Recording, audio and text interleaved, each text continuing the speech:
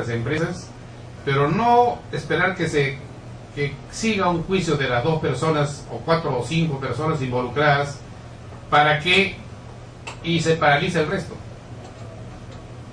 Incluso produciendo ya los lotes estos que estaban concesionados a estas 2 empresas, puede seguir el juicio de las 2 personas.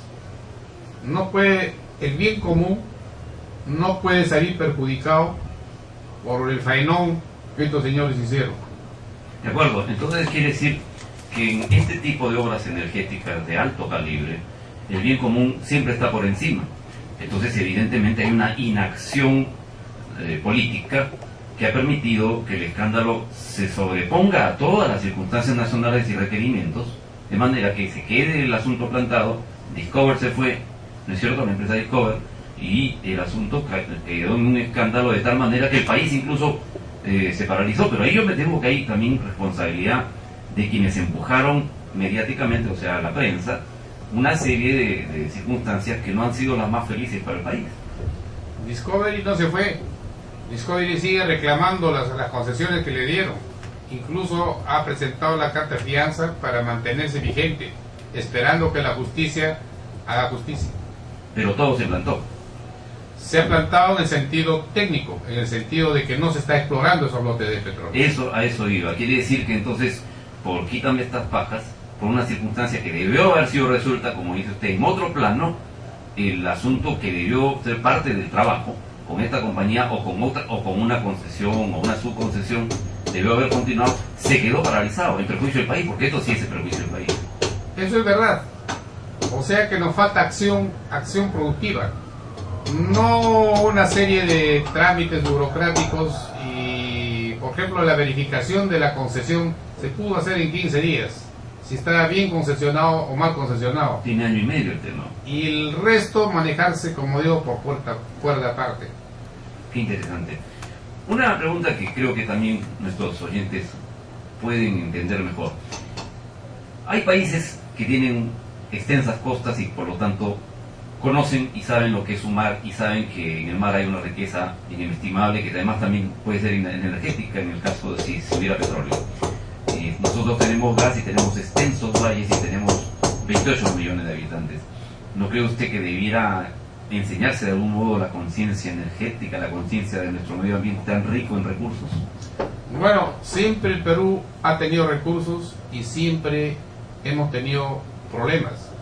Basta recordar la historia que primero fue el oro peruano cuando llegaron los españoles y nos depredaron, se llevaron el oro a España y a Inglaterra.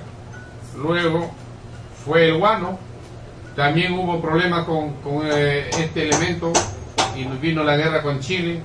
Después fue el petróleo o el salitre, el petróleo, el gas y ahora de nuevo el oro. ¿Por qué, por ejemplo, el respaldo monetario del Perú no se tiene en oro y no en dólares, que está en caída y que posiblemente en los próximos tiempos se caigan más por la gran cantidad de emisión de billetes que ha hecho los Estados Unidos? Entonces tal vez nuestro respaldo económico debe estar en oro.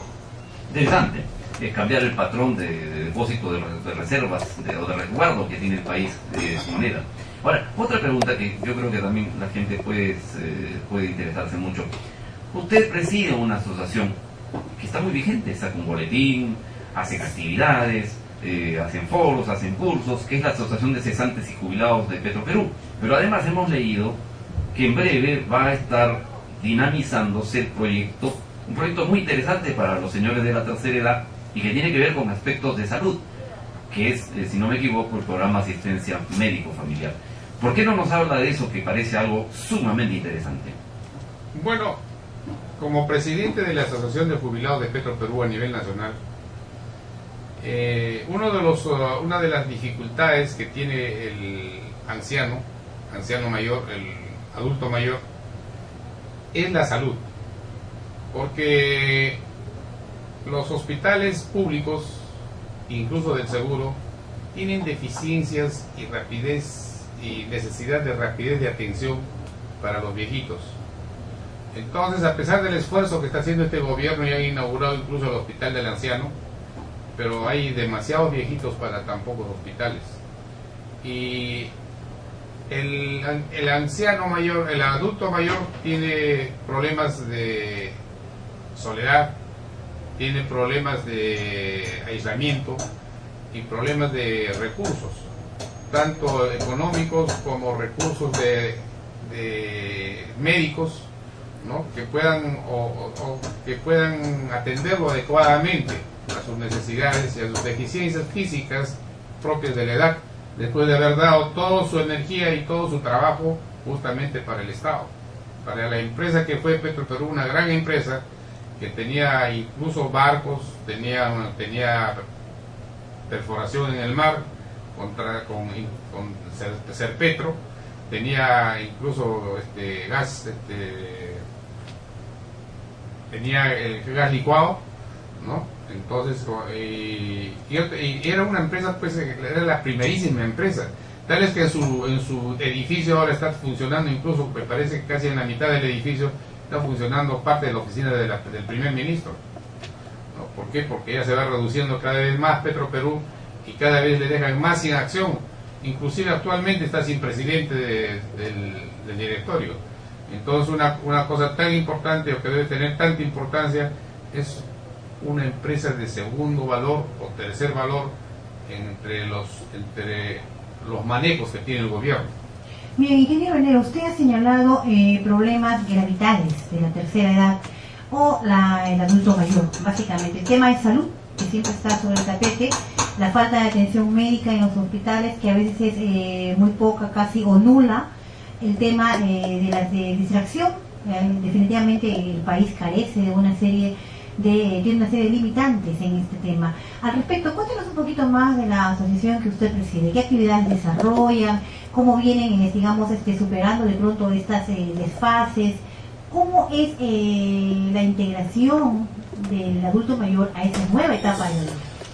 Nosotros tenemos formado un plan de médico familiar que otorga el 50% de los gastos que pudiera tener el socio, el asociado, ¿no?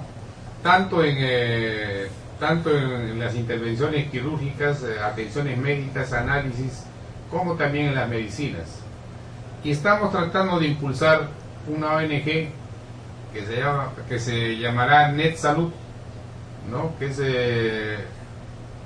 Que viene a ser Nueva Esperanza de Salud, ya que la primera se perdió en beneficio del Estado, porque en petróleo hay mucha contaminación ambiental. Casi hay una gran cantidad de enfermedades degenerativas, ¿no? Que son producto de los contactos que se tuvieron en tiempos pasados, donde no se tenía mucho cuidado de la contaminación ambiental. Por ejemplo, la fibrosis, ¿no? Los aromáticos, que son las gasolinas de alto octanaje, y los cíclicos del cracking catalítico, ¿no? Entonces son productos que nosotros teníamos contacto directo sin ninguna protección, y muchos de mis colegas ya han fallecido, inclusive a raíz de muy posiblemente a raíz de estos impactos ambientales. Bien, 4:30 minutos, la hora oficial en todo el país. Breve pausa y retornamos con más.